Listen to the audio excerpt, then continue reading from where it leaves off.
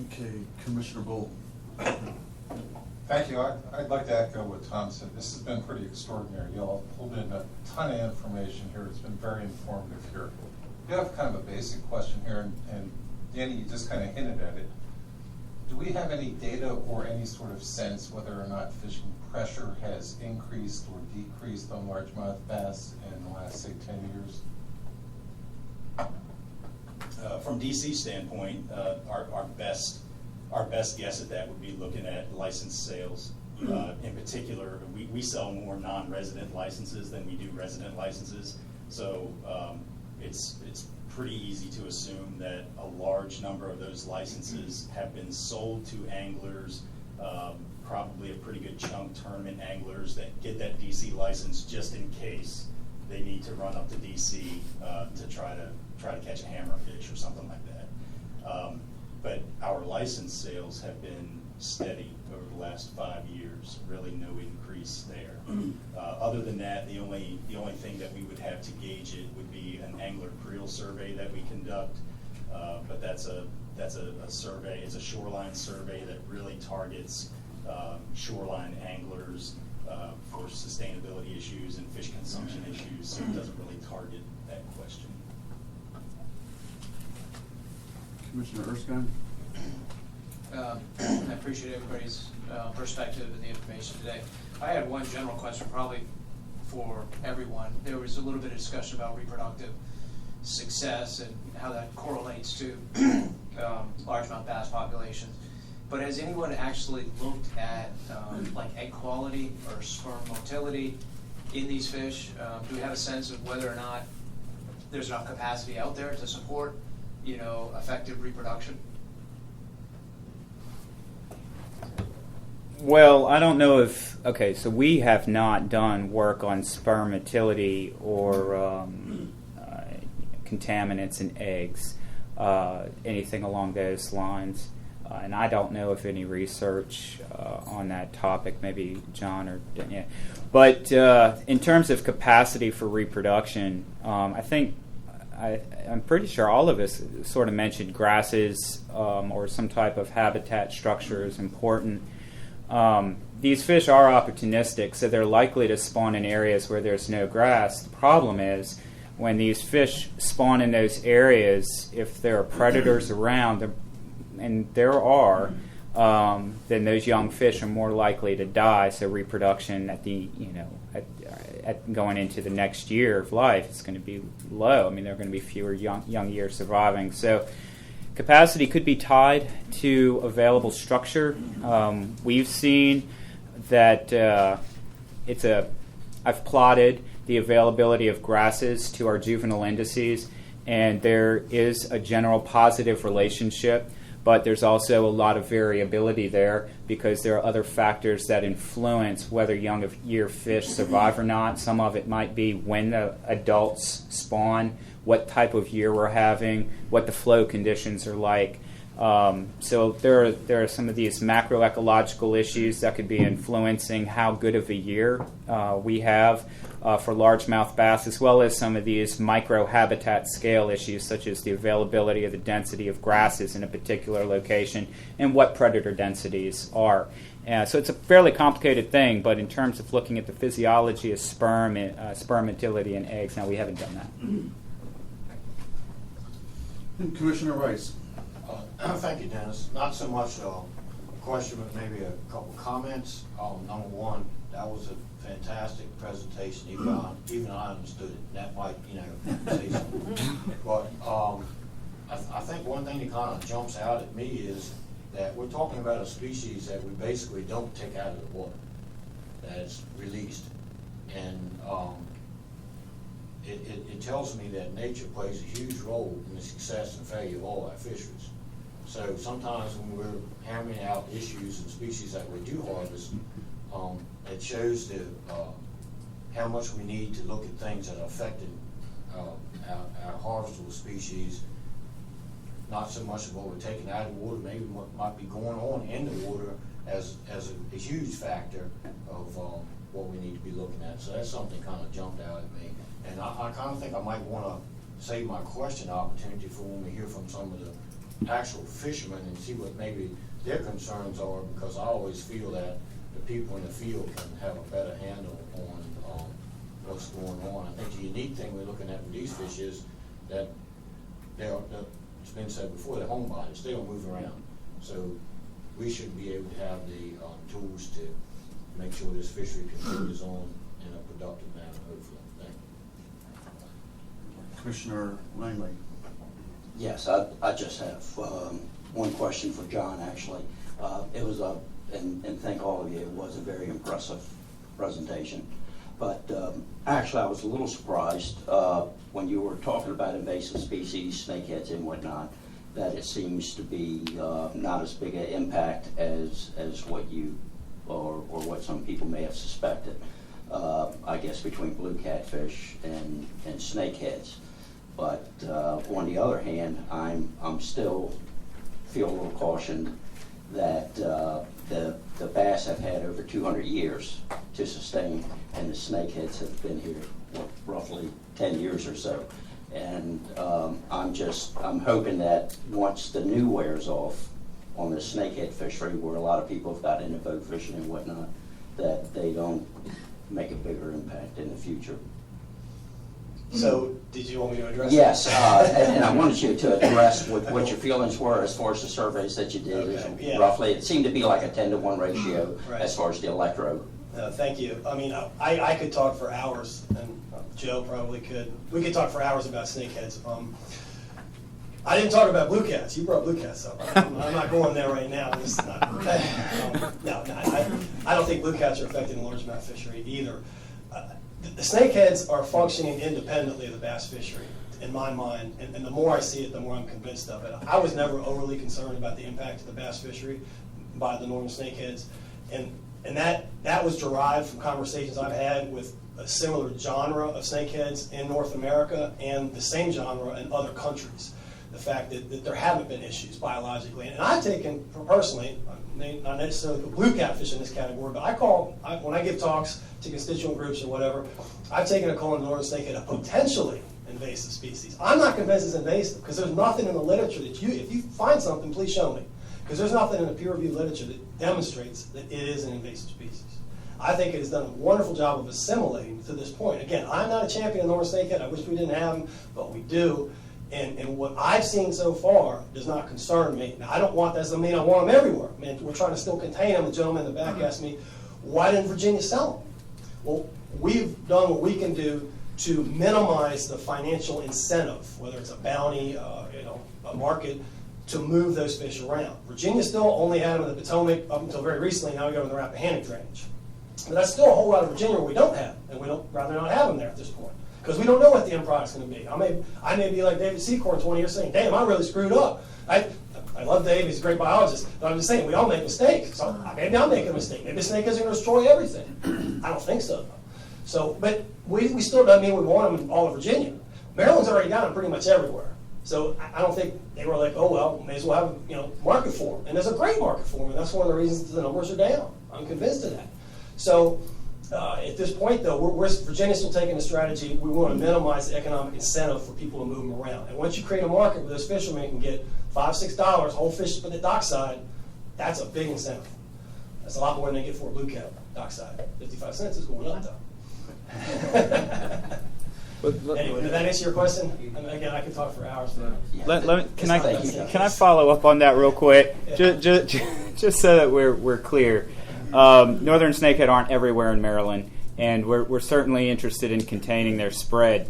They're in the Nanticoke River system on the eastern shore, largely, we think, because they were introduced in a similar manner into Delaware as they were introduced to the Crofton Ponds in Maryland. They're also in the Potomac River, but they've naturally spread to the Patuxent, and that's possibly how they got to the Rappahannock as well. So they're not everywhere in Maryland. We're certainly trying to contain them, but one of the aspects of their invasibility can be demonstrated by the fact that once they enter a system, they're very, very quick to proliferate and establish themselves. And I think as an ecologist and someone interested in protecting biodiversity of this country, We need to recognize that containing species that can establish itself so readily in a system so quickly within a decade, that needs to be coined, perhaps, invasibility. Although John is completely correct that we haven't demonstrated any negative ecological impacts yet using the data sets that we've acquired. Thank you. Any more questions from the commission? Before we go to the public, just like to say, good job, guys. But this reminded me of NPR radio, where it's more news than you bargained for. And in the future, this might be a forum we want to do outside of the commission meeting, and I apologize to my fellow commissioners for taking you into the afternoon for the rest of the meeting. We have a list of speakers who've asked to speak today.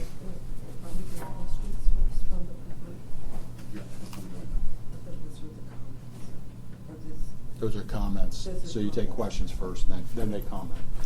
Okay. Questions. All right, so if we can, we're going to take questions first from the public before we get to the comments. So before I get to the first person on the list here, it's to be noted that our main detractors have chose not to attend today and not are on the list or in the audience. First up, Mr. Stephen. I think it's open. Isn't this It's open. to the Yeah. public? Those are specifically people that want to add Yeah. comment. Right now, it's just open who would like to ask a It's open to question. the public to ask questions to the scientists that have given the presentation, and it's just specifically questions at this point. Excuse me, does anybody have any questions at this point? We'll go with the reporter to the left. Hi, I'm Susan Peter-Smith with the Westmoreland News. Simple question, but I'm not a fisherman. I'm learning. What does electrofishing actually mean? Does it mean what it sounds like? Okay. Yes. Yes. It's a standard survey technique in freshwater where electricity is put in the water in very regulated conditions to effectively stun fish and immobilize them so we collect them. It's shallow water. Okay. So does it kill them or just? No, it temporarily stuns them. It's harmless. Thank you. I The have like, gentleman- a simple question. No problem. The gentleman behind her. Paul Elwood from St. Mary's County. I just wanted to ask why Maryland didn't include any mention of SAVs in its recommendation. What, in terms of, I mean, we'd like to see SAV repopulate itself as well. I think Lee Carr was on the phone, and he's from DNR, and he mentioned that a lot of it might have to do with the environment as well as water clarity.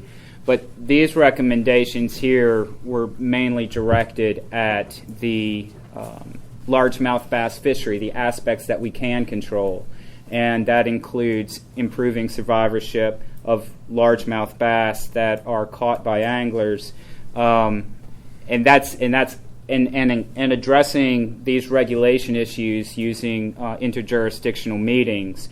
But that's why those recommendations were slated the way they were, is mainly directed at the fishery. And Mr. Commissioner O'Connell. Yeah, I just want to, don't want you to have anybody leave here today to think that Maryland's not focused on SAV conservation and restoration. All of the Bay jurisdictions recently signed a new Bay agreement and are in the process of developing management strategies to reestablish SAV. So it may not have been in the presentation, but there's a strong commitment to bring back SAVs throughout the Bay. Other questions from the audience in the very rear? I was hoping that you all might be able to speak to largemouth bass virus. I didn't really hear anybody bring that up. I know there've been a lot of studies with freshwater, but not. I don't know if anything's been done with brackish water fish and how that might be different. I know the stresses impact and cause mortality, but is some of that stress related to salinity or different factors that might be unique to the river? And might you state your name for the I'm record? sorry. Doug Jenkins. I'm from St. Leonard, Maryland. Thank you. So John and I could probably both talk to that. I mean, John, there's an outbreak of largemouth bass virus in Kerr Lake, so he may have some information on that. But as far as the Maryland side, we do monitor routinely for largemouth bass virus. We recognize that it's in the watershed. It's a virus that is easily transmitted through the water, through other species. I believe John was co-author on a paper that demonstrated that even northern snakehead can pick it up. So sunfish carry it. It can be ingested when bass are eating other prey. So it's a virus that's very difficult to contain its spread. We've documented it is in the Potomac River. Roughly 1 in 5 to 1 in 7 bass tested positive for it. However, just because the bass has the virus doesn't mean it's exhibiting signs of disease, nor does it mean it will die from largemouth bass virus. In fact, that's not likely going to be the case. We haven't observed any evidence of disease coming from largemouth bass virus. We haven't exhibited there have been no signs of that disease within the Potomac River or elsewhere within Maryland waters. So it's not that we're not concerned about it. We're certainly monitoring for it. It's an aspect of the fishery that I don't think we're going to get away from. It's not something we can inoculate and get rid of. It's something we're paying attention to. And in part, some studies indicate that it might make those fish more susceptible to handling stress. So if we can be successful in lowering aspects of handling stress for these fish, then in fact we might be lowering the chances that that largemouth bass virus will adversely affect that animal. So we're trying to focus on the aspects of handling stress in that sense, in a sense to try and deal with the fact that we've got the virus out there, but it's not at the level that was reported for the Kerr Lake situation, and the fact that we haven't observed the same type of pattern of change in our fishery as was observed for Kerr Lake and is published elsewhere, we don't believe that largemouth bass virus is the cause of the patterns that we're observing within the Potomac River fishery. Yeah? All right. Questions from the audience? Yes, sir. Bill Harrington, Virginia Bass Federation. I'd like to ask a question. Maryland and Virginia, the fish identification program, has it produced, done any good, or where do we stand on What program? The fish? Fish identification program from Maryland and Virginia that we have to apply for. Have one from Virginia, have one from Maryland, if we're gonna fish the Potomac River. I think he's talking The saltwater license? You need The name FIP. and registry. The FIP number. Oh, I Name see. and registry. That's Is the that federal providing you government. guys with anything? Oh, no, that's a federal. No, it doesn't provide me with anything. I don't know, but it's a federal institution, and that information helps provide the federal agencies with information on catch, right? Because I believe they survey individuals based on that registry. They draw out names from registered individuals and then conduct their national surveys, but we don't use that information. Joe, if I could I defer to Commissioner O'Connell? Yeah, that's a really good question. As Joe mentioned, that federal angler registry was put in place as a way to improve the effectiveness of obtaining recreational harvest estimates from fish in tidal waters, which largemouth bass are from. I don't believe that the National Marine Fisheries Service, who conducts the surveys, currently includes in their survey questions to get at tidal largemouth bass harvest estimates. That's something that maybe could be explored. Something that's been discussed in Maryland and was on my list to maybe bring up today is, it may be more efficient to establish like a black bass stamp that would clearly identify the population of anglers in the Maryland, Virginia, DC, Potomac River, for which could be sampled from to not only get effort information but harvest information, and that may be more effective than sampling from a population of tidal anglers, which is much broader. But in regards to the fee you guys pay for that, there's no fee if you purchase it through the states. I guess if you purchase it through the federal government, there's a fee. So I'm happy to hear that you're not paying a fee, recognizing you're not getting a service in harvest estimates from that fishery you're targeting. But it's kind of disheartening we're here on a regulation type thing, you may set new regulations on bass fishing. They make us do this, that's a regulation, you gotta have it, okay? Nobody that I've talked to that fishes tournaments has ever heard anything from them. Never gotten a survey form, never gotten anything from them. What good is it? Well, the good is to get harvest estimates on the other species. Unfortunately, they're not being done for largemouth bass. And, you know, if you're fishing in tidal waters, some of you probably just target largemouth bass, and it's unfortunate you're not getting the benefit for that service. That may be something to look into. Ready? Any other questions from the audience? Yes, sir. Yes, my name is Scott Sewell, Conservation Director for Maryland Bass Nation. In 2002, I believe it was, when the first snakehead showed up in Crofton, DNR went an all-out blitz. They drained the pond, poisoned, and killed all the snakeheads because they were so fearful of them getting into our waterways, which unfortunately they have. Does any jurisdiction have any program now when they're found in a new system or area to attack them, go into electroshocking and try to find them and kill them before they multiply and take it over? It depends on the system. I mean, they're in several reservoirs now in the Potomac River drainage. Anglers have illegally stocked them into Occoquan Reservoir, Burke Lake, Little Hunting Run Reservoir. We can't catch the people in the act and prosecute them, but what we can do, it's one of these things. It's like, you know, if the horse is out, you know, why close the gate? If it's already in a drainage where they're infested, what's the point of poisoning a pond, you know, to kill a fish when it's already in that drainage? If it shows up in a pond in another drainage where it's not currently in existence, then sure, that may be the appropriate course of action. But it has to be, it's a case-by-case decision.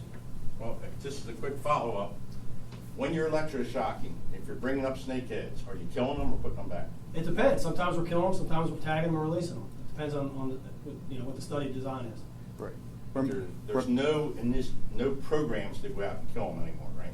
Well, that, you know, so Scott, we there's not necessarily a program, as you know, at the Chesapeake and the rivers, we can't route-known the system because of problems with killing a bunch of fish. But you know, in terms of electrofishing, this year, you know, I work with Fish and Wildlife Service to hit the Pamunkey, and we and Mary Gross, who's here, we electrofished that river many times and pulled out every snakehead we had caught and killed it.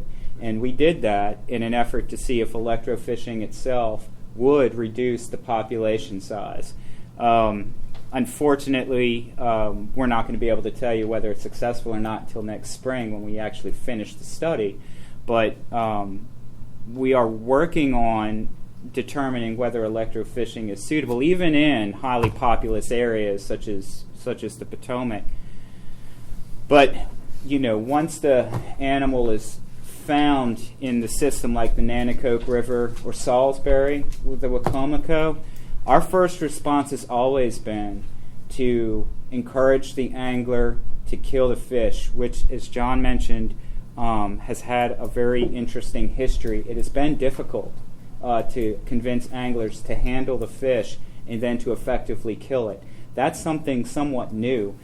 In my experience, is that anglers would be willing to do it. They're willing to bloody up their boat a little bit, or they're willing to not just cut the line and toss the fish. They're going to handle that animal now, and those anglers out there, that's our control strategy. You know, the fact that they can identify the fish, that they are willing to kill the fish, that's probably worth more than any electrofishing survey or any rote-known project that we could do. And Joe, I'd like to comment to the fellow who's asking the question. There's a very intensive effort to eradicate these species. Go out on the river any night of the week, and there's a whole bunch of 20-year-olds in these snakehead boats who lead an intensive effort every night of the week to the point where they're almost impossible to catch on rod and reel nowadays because they have knocked them back that hard. And they shoot bass as well. But not with the rod and reel. They shoot bass with a bow and arrow. Or a bow and arrow. That's illegal. That's illegal. I'm not saying it's legal or illegal. I'm telling you what they do. Okay. Well, Ron, you hear that? we need to know that. All right, so we're going to go now to our, Heard any more questions? yeah, and I think that wrapped up the questions, correct? I got a question. If you would, sir. I'm Stephen Meyer from Nanjumoi, Riverside, Maryland. I think I'm the first one on your comment page, Stephen Meyer, and they've done such a good job that you've answered all of my questions and covered all of my comments. The only thing I have left is, what do you feel the blue catfish is doing to the bass population and also the cormorants? Oh, I'll let John tackle that. Those are only two questions. The blue catfish work that Maryland's done is probably better addressed by Mary Groves, who is back here. So I'll just let her answer that question to you for Maryland. Right now, we're still in the process of conducting a diet study. We've been working on it for several years. If you've read anything about blue catfish, you know that they're very, very opportunistic feeders. As far as direct predation on bass, it's been very, very minimal. But they do feed on some of the same foods that largemouth bass do. So the jury's still out as far as what their impact could be on the bass fishery, but they're feeding on just about anything in the river. But most, by and large, what we're finding in the stomachs is gizzard, shad, white perch. Those are the two biggies, along with pretty much just about anything else. So as far as a direct impact on largemouth, we've not seen that just yet, but it's still a growing population too. I have no idea about cormorants. I know I've heard a couple of anglers talk about that, but I don't know if anyone who's studied the influence of cormorants on bass They're personally. just getting so many of them. Maybe do you guys look at that, cormorants, or? No, I mean, the hatchery guys hate them. I don't know, I can't tell you what goes on in the hatcheries, but yeah, there's no question they're eating fish. You know, is it a population level impact on yellow perch, on largemouth? We don't know. I honestly, I'm not going to BS you. I don't know. Do you think there's ever going to be a program to eradicate them like there is in some other states? I came back here from Florida in '89. There were none, and now you know what it's like now. So, we had them in Florida then, and it's amazing the numbers have gotten as high as they have, and there has been no apparent attempt to curb it. You know, it's going to have to come down from the federal government because they're protected. All right, in the name of time, can we move on, please, to the comments? And Mr. Stephen Mayer, you're first on the list. Yeah, I've already had everything All right. covered. Next, we have Mr. John Dean from St. Mary's County. You're passed. All right. Robert T. Brown, Maryland Watermen's Association. The only thing I have to say is I was very interested into the presentation of the seagrasses and stuff in the upper portion of the river, and I am on the board to that. And I think it is a correlation with all species of fish with their reproduction and their survival rate with the grasses that we do have in our rivers. Thank you. Thank you very much for your comment. Now, all right, moving on to Mr. Sam Duro from Charles County. I got nothing to say about the fish. Let the catfish eat them up. Good deal. Captain Steve Chicanis, National Bass Guide Service. Okay. You may. My name's Captain Steve Chiconis. I'm a bass fishing guide on the Potomac River. I'm a PRFC license holder for the last 15 years. I've been a license holder with Maryland, Virginia, DC. I think I've covered everybody. The only information that I can provide you guys is based on anecdotal information and working with all the people that I'm working with now. It is, in my opinion, the SAVs that we really need to be concerned about. When the Woodrow Wilson Bridge project took place, it also took place simultaneously with National Harbor. Those are the two biggest projects in the history of the Potomac River. The first year after groundbreaking on the Woodrow Wilson Bridge, our grass patterns were pretty much normal. And we have a big grass flat that runs above the Wilson Bridge and below the Wilson Bridge. And those grass flats were predominantly milfoil. The year after construction started, those beds disappeared. The grass in National Harbor disappeared the following year. A year or two after that, the milfoil grass in Broad Creek disappeared. A couple years after that, the grass in Dogue. This year, Pohick had limited amounts of milfoil. And I want to make the distinction between milfoil and hydrilla. I think you call it architecturally different. Yeah. That's significant. And also the emergence. And again, anecdotally, I can only tell you what I pull up from my baits and what I see on my depth finders. Milfoil greens up starting in about February. Okay, it goes dormant, starts to green up as the days get long enough and you get enough light penetration. It starts to green up, and it's there during the spawn, and it provides the habitat that we need for reproduction and survival, as you pointed out. Hydrilla starts to really get established probably in May and June. And hydrilla grows horizontally.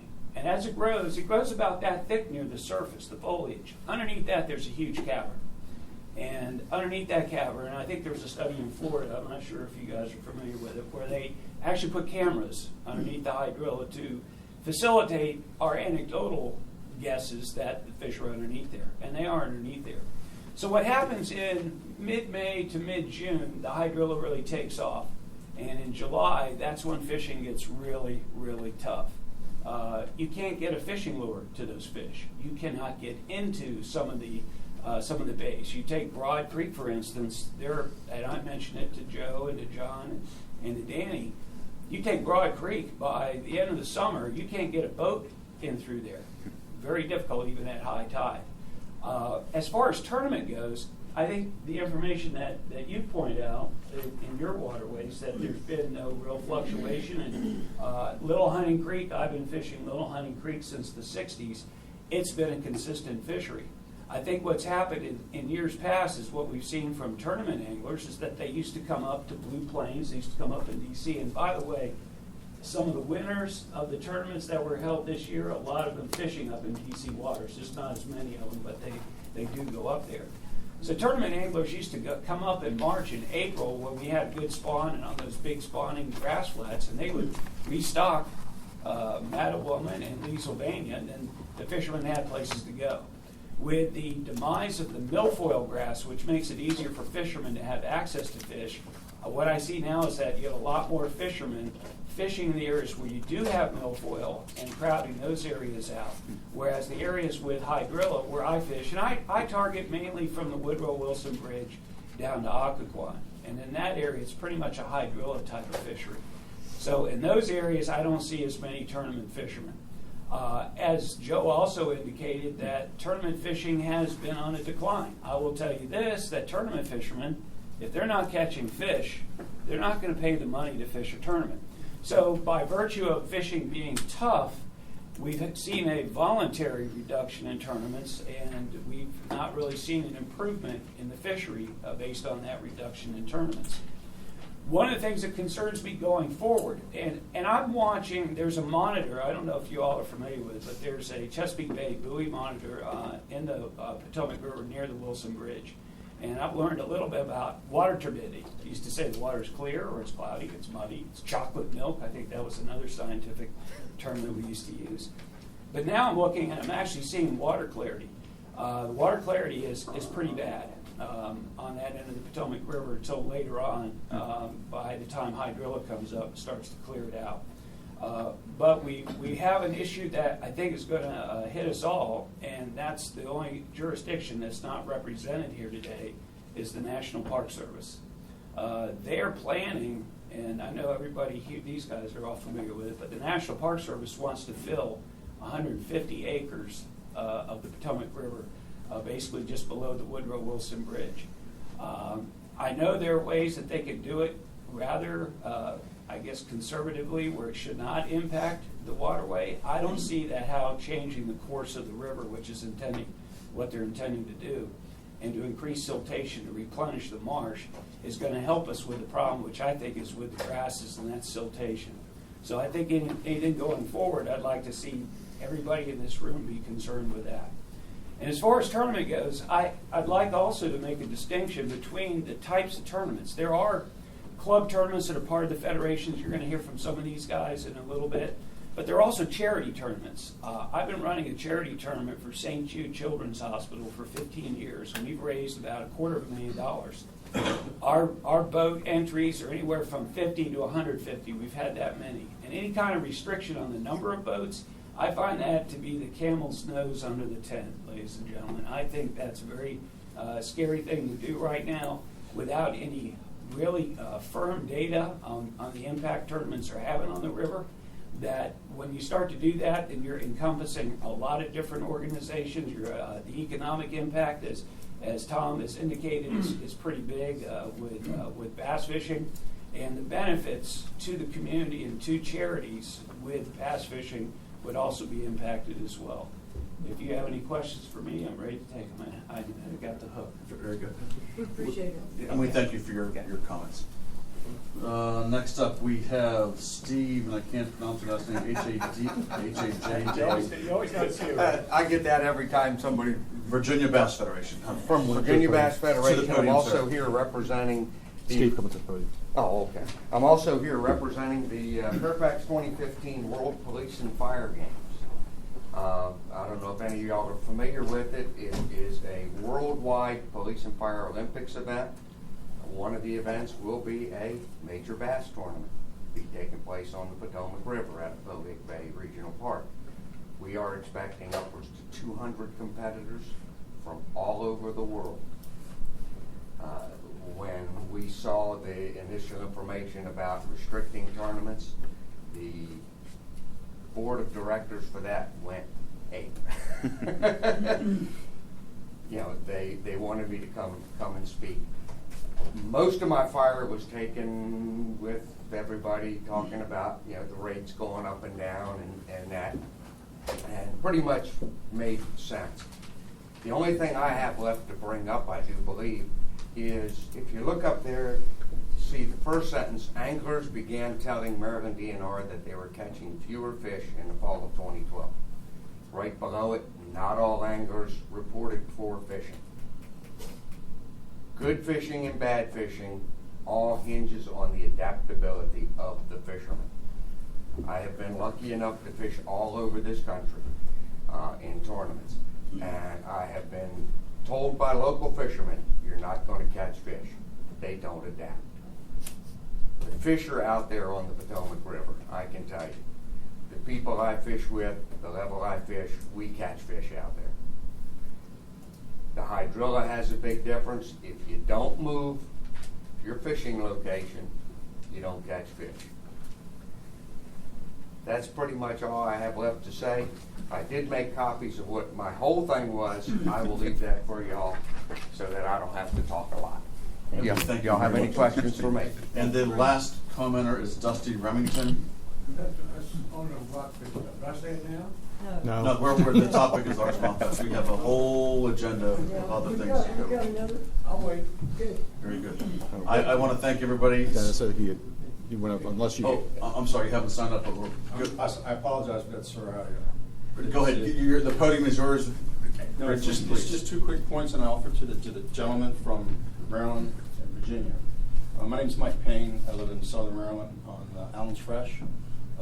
Just a side note, I mean, I used to fish Allen's Fresh and catch white shad, hickory shad, yellow perch on them. They're not there anymore. My wife's grandfather made his living on the Potomac River catching sturgeon. There's a gentleman named Calvert Posey who owns the Nanjumway Environmental Center that I think you gentlemen have dealt with before. 2 comments, I will go off the mark.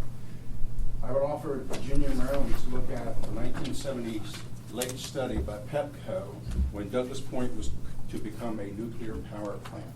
I worked with a gentleman named Billy Moore. I knew him. I knew Mr. Carpenter. I've talked to Mr. Carpenter many times over in Plato over there about the river silting up and the effect that the river has in the silting, plus the effect that the nuclear power plant is going to have on the rock fishery itself. I gave a copy to Marty of a report that I pulled from 1978 when I was coming back from the Navy. In 1978, I worked with Billy Moore. In 1975, we caught 2 baby sturgeons and a drift net gill net out of mallows. I suggest that Dr. Secor take a look at mallows because as late as 1999, I had a 7-foot sturgeon coming underneath my boat and picking me up. I have a picture. Wow.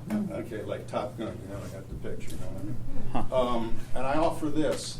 that the article I gave you, sir, we're talking about the gentleman in the room and all of us that live here, you know, fish on this river. I mean, I fished where Morgantown Power Plant when it wasn't Morgantown Power Plant. But that article right there notes a study and a release that was done in 1972 by the Maryland University out of Stewart's Pier, where they tagged and released 1,000 rockfish. These are 2- and 3-year-old rockfish. They were caught all over the river, and I'll close. 99 days later, that 16-inch rockfish was caught in the nets off of Nova Scotia. Now, that's a 1972 study. I.e., 1975, they didn't put the nuclear power plant in because of the effect on the river, because of the turbidity, salinity, and the temperature of the water. They had tanks this big as this room, and we test on those rockfish. Pepco has all that still. I only offer that because I spent a lot of years gone, now I'm back, and I'm going to get to fish this river, but it's hurting. Okay, and I'm very passionate. A friend of mine, don't shoot me, I'm a duck, is Mr. Penrod. Okay, and I know some of the articles that Ken, but I worked with guys when we tore down the first Woodrow Wilson Bridge and made the spoils. I was there. Okay, and it dramatically improved. And that gentleman is right. When they put this Wilson Bridge in a couple of years ago, it declined. So I offer these points, and I would really, you know, come down and see me. I live right at Allen's Fresh. All right. And we'll talk about the nuclear power plants. Thank you for your insightful comments. All right, in closing, if we may, there's apparently nothing we can do from a control aspect of humans at this point from the Potomac River Fisheries Commission. Any control is going to come from, at this point, the jurisdictions that we had here today. We can control seasons, we can control size limits, but when there's a 95% or 99% release rate, I'm not so sure what human control can do at this point. But we have learned today, this was a clearinghouse for information. It's opened up dialogue. I think in the future it would behoove us to have a similar type forum, we being the facilitators in the future, where we can have the jurisdictions come again and speak. And the other thing that we might do, Mr. Executive Secretary, is perhaps do a State of the River address each year where we kind of whether have a link to what Maryland is saying, what Virginia is saying, or what D is saying, because the sharing of information is key in this regard. I think everyone agreed to that. So is there any more closing comments from the Commission, Mr. O'Connell? Yeah, just, you said that there's really nothing that this commission can do regarding, you know, the human-induced impacts to the river that may be affecting SAB. And I just want to, I hear that a lot. I know you would support what I'm going to say, but while we don't have regulatory authority, there's a lot we can do as fishermen. We are constituents of the local communities and the state and federal government, and fishermen have been very influential in fisheries management rulemaking. I'm very confident that fishermen's experiences, storytelling abilities of their experiences can be very effective if we can target those stories at the right places. Prime example, Scott Sewell, Ken Hastings, both in the audience, and I'm sure maybe some of you others. Important decisions in Charles County with Mattawoman. You guys were more effective than we could have been at those meetings. So I think, while we don't have the regulatory authority, I think we need to find out how we can become more effective in representing our constituents on these, land issues that impact these important fish habitats. And I do agree with those comments. All right, so I turn it back over to the Chairman, Commissioner Hall. Thank you, Commissioner Fleming. Well done, and sorry for the lengthy, for the long time, but I thought the information was vital to all of us, especially to this commission, and I appreciate everyone's comments from the scientific standpoint, from the public, and hope that this has been helpful.